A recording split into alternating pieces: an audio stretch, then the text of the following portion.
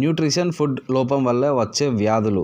Nutrition food అంటే carbohydrates, proteins, fats, vitamins, minerals ఇట్లాంటివి అన్నమాట. వీటినే న్యూట్రిషన్ ఫుడ్ అంటారు, అంటే పోషక పదార్థాలు.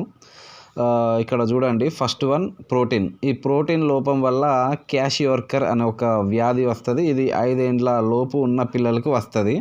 ఈ క్వాషియోర్కర్ ఎట్లా వస్తుందంటే, మదర్ బ్రెస్ట్ మిల్క్కి బదులుగా కార్బోహైడ్రేట్స్ ఆహారంపై ఆధారపడ్డ 5 ఏండ్ల లోపు ఉన్న పిల్లలకి ఈ వ్యాధి వస్తుంది.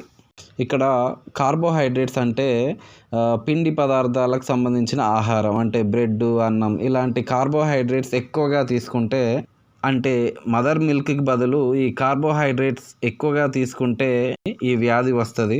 ఈ వ్యాధి వస్తే పిల్లలు వికారంగా కనిపిస్తారు, పెరుగుదల తగ్గిపోతుంది, అట్లనే బరువు కూడా తగ్గుతారు, పొట్ట ఉబ్బినట్టు కనిపిస్తుంది, అట్లనే మానసిక వైకల్యం కూడా వస్తుంది.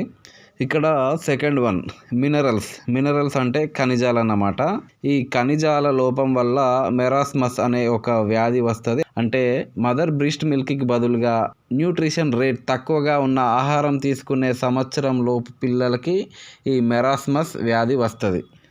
న్యూట్రిషన్ రేట్ తక్కువగా ఉన్న ఫుడ్ అంటే ప్రోటీన్స్, క్యాలరీస్ ఇలాంటివి చాలా తక్కువగా తీసుకోవడం అన్నమాట.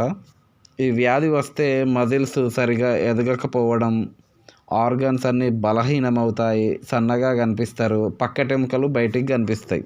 ఇక మూడవది ఐరన్, ఇనుము. ఈ ఇనుము లోపం వల్ల రక్తహీనత వస్తుంది. ఈ అనేమియా అంటే తెలుగులో రక్తహీనత అని అర్థం. అంటే రక్తంలో ఆర్బీసీ సెల్స్ చాలా తక్కువగా ఉంటాయి. జనరల్గా ఆర్బీసీ సెల్స్లో ఉండే హిమోగ్లోబిన్ ఫీమేల్స్లో అయితే 12.1 నుండి 15.1 వరకు ఉంటుంది. అదే మేల్స్లో అయితే 13.8 నుండి 17.2 గ్రామ్స్ పర్ డెసిలీటర్ ఉంటుంది. ఈ అనేమియా ఎట్లా వస్తుంది అంటే, ఎర్ర రక్త కణాల్లో హిమోగ్లోబిన్ ఉండదు, సో అందువల్ల ఈ అనేమియా వస్తుంది. Next potassium. ఈ పొటాషియం లోపం వల్ల హైపోకలేమియా వస్తుంది. అంటే దీని సిమ్టమ్స్ ఎట్లుంటాయంటే, విపరీతమైన వాంతులు వస్తాయి, మోషన్స్ ఎక్కువగా పోవడం వల్ల పొటాషియం చాలా లాస్ అయిపోతారు, అట్లనే హార్ట్ రేట్ అనేది ఎక్కువగా ఉంటుంది, మూత్రపిండాలు దెబ్బతినడం కూడా ఇందులో మనకు కనిపిస్తుంది, అట్లనే బలహీనంగా కనిపిస్తారు, కండరాల పక్షవాతం కూడా వస్తుంది. నెక్స్ట్ ఇప్పుడు సోడియం. ఈ సోడియం తక్కువైతే హైపోనట్రేమియా అనేది వస్తుంది. అంటే బ్లడ్లో ఉండే సోడియం లెవెల్స్ తగ్గిపోతే హైపోనట్రేమియా వస్తుంది. దీని సిమ్టమ్స్ ఎట్లుంటాయంటే బీపీ తగ్గుతుంది, అట్లనే వెయిట్ కూడా తగ్గిపోతారు. Next iodine. ఈ అయోడిన్ లోపం ఉంటే గైటర్ వస్తుంది. దీని డీటెయిల్స్ మనం అంతకుముందే ఒకసారి చెప్పుకున్నాం, ఒకసారి చూడండి. అసలు గైటర్ అంటే ఏంటో తెలుసుకుందాం. గైటర్ అంటే థైరాయిడ్ గ్లాండ్ చాలా పెద్దగా అవుతుంది.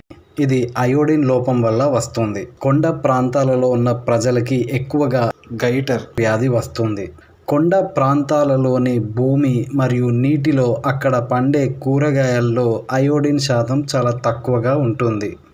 వీరికి ఈ ప్రాంతపు ఆహార పదార్థాలు మరియు నీరు తీసుకుంటే వీరికి అవసరమైన అయోడిన్ అందకపోవడం వల్ల థైరాయిడ్ గ్లాండ్ అనేది పెద్దగా అవుతుంది. నెక్స్ట్ కాల్షియం లోపం ఉంటే ఎముకలు చాలా బలహీనంగా అవుతాయి. విటమిన్ డి లోపం వస్తుంది. అంటే చిన్నపిల్లల్లో రికెట్స్ వస్తాయి. అదే పెద్దవారిలో అయితే ఆస్టియోమలేసియా వస్తుంది. అట్లనే ఆస్టియోపొరోసిస్ కూడా, ఇంకా ఇలాంటివి కొన్ని వస్తాయి ఈ కాల్షియం లోపం వల్ల.